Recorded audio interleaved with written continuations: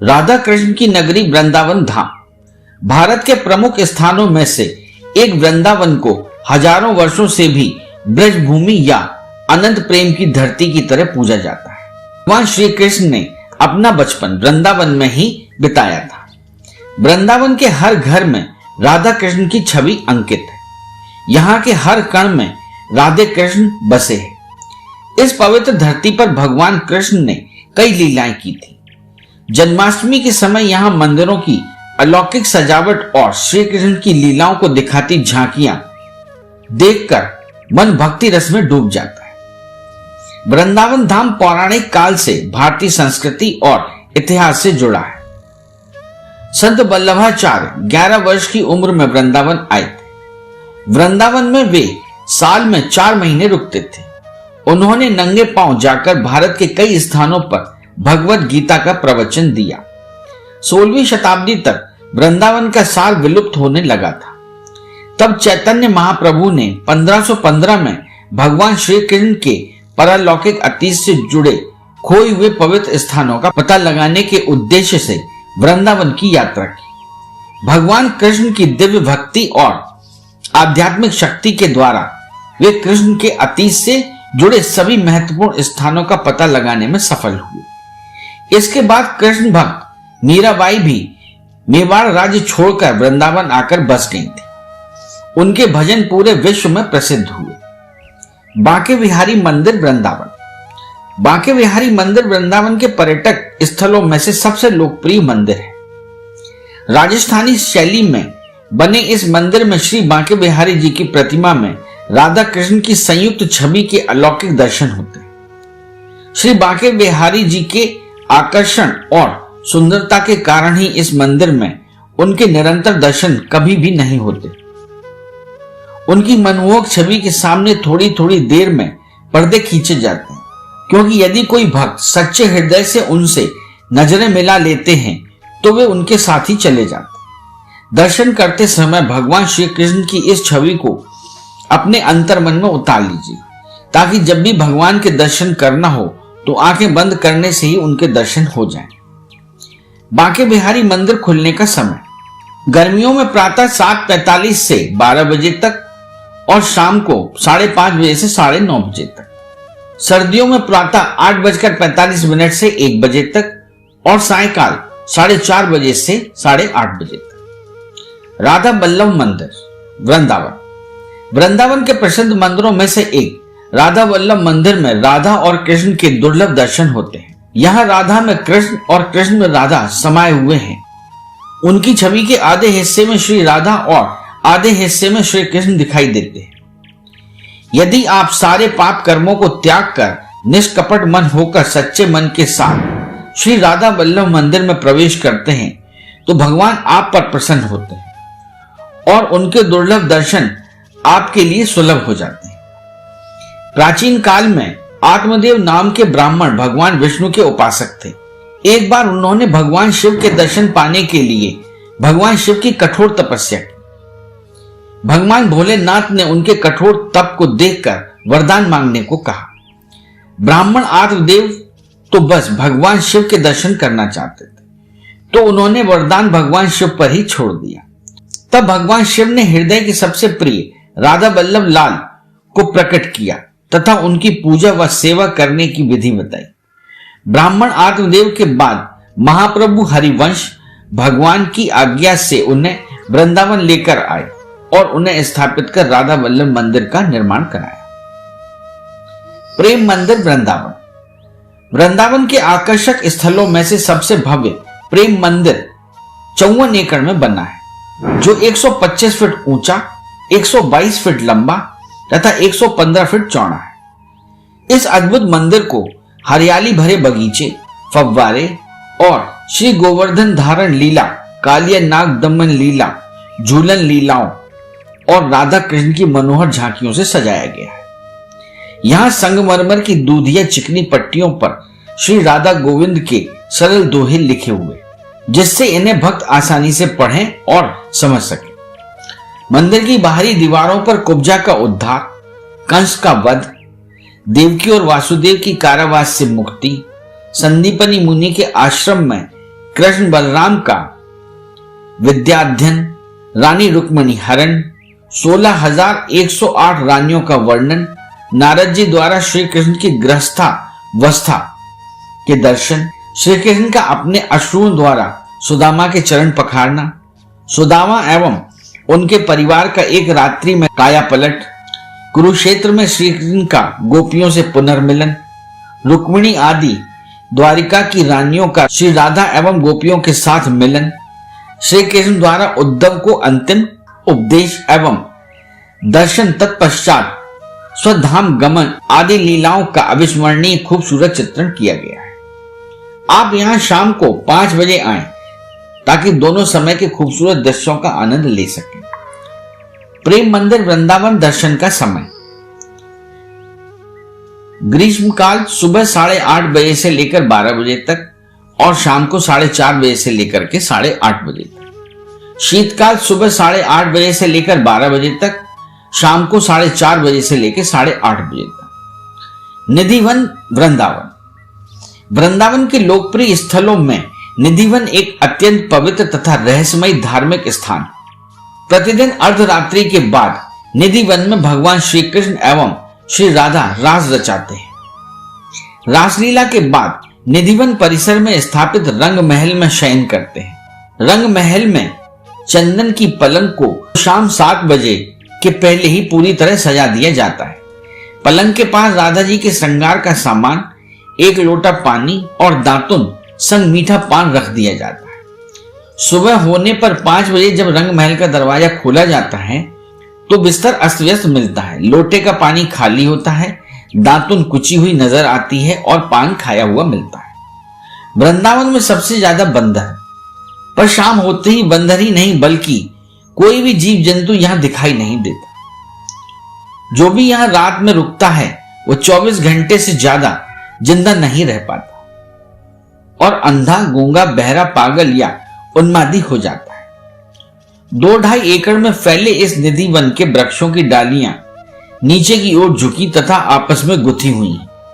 ऐसी मान्यता है कि निधि वन की सारी लताएं गोपियां हैं जो एक दूसरे की बाहों में बाहें डाले खड़ी हैं। जब आधी रात को निधि वन में राधा रानी जी कृष्ण जी के साथ रासलीला करती हैं तो ये लताएं गोपियां बनकर रासलीला में सम्मिलित हो जाती हैं। इस्कॉन मंदिर वृंदावन, वृंदावन की घूमने लायक जगहों में से सन 1975 में बना इस्कॉन मंदिर महत्वपूर्ण स्थान रखता है। इस मंदिर को श्री कृष्ण बलराम के नाम से भी जाना जाता है। लगभग 5000 वर्ष पहले भगवान कृष्ण और बलराम जिस स्थान पर दूसरे बच्चों के साथ खेला करते थे, ठीक उसी जगह पर इस मंदिर का निर्माण किया गया है। इस मंदिर को कई प्रकार की सुंदर चित्रकारी से सजाया गया है। मंदिर की दीवारों पर खूबसूरत नक्काशी और पेंटिंग की गई है। इन पेंटिंग में भगवान कृष्ण की शिक्षा का वर्णन किया गया है। इस मंदिर में हरे राम हरे कृष्ण का भजन गाते और नृत्य करते हुए कई विदेशी लोग दिखते हैं, इसीलिए इसे अंग्रेजों का मंदिर भी कहते हैं। पागल बाबा मंदिर, इस मंदिर की कथा के अनुसार एक बार बांके बिहारी खुद अपने भक्त के लिए गवाही देने के लिए कोर्ट चले आए थे।